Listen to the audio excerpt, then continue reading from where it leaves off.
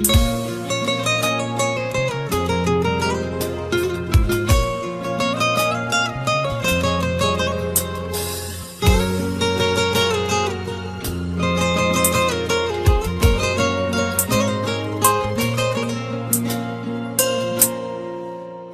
حافظی کن که تنها بشم، برام بسته تو قلب تو جا بشم.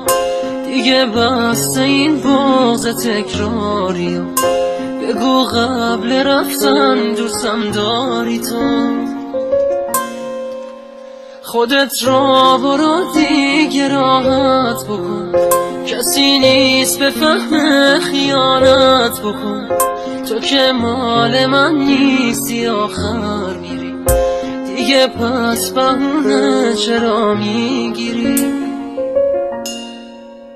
خدا حافظی واسه ما بهتره، دلت آخرین بازیو میبره.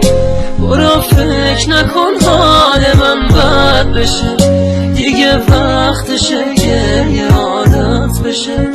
خدا حافظی کن دستم رو بشه، دلم توی تنهایی ترسو بشه.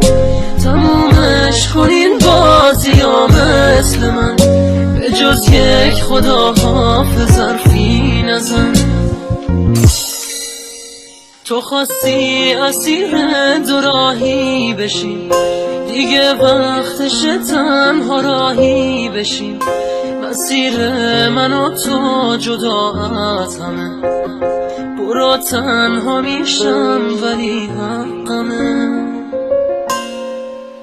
خدا حافظی کن بدون هراس، خودت میدونی عشق ما اشتباس. خدا حافظی کن داره شب میشه، باید واسه ما دوری عادت بشه. خدا حافظی واسه ما بهتره، دلت آخرین بازیو میبره. برو فکر نکن حال من بد بشه، دیگه وقتشه گریه عادت بشه. خدا حافظی کن دستم رو بشه، دلم توی تنهایی ترسو بشه. تمومش کنین بازی ها مثل من، به جز یک خدا حافظ حرفی نزن.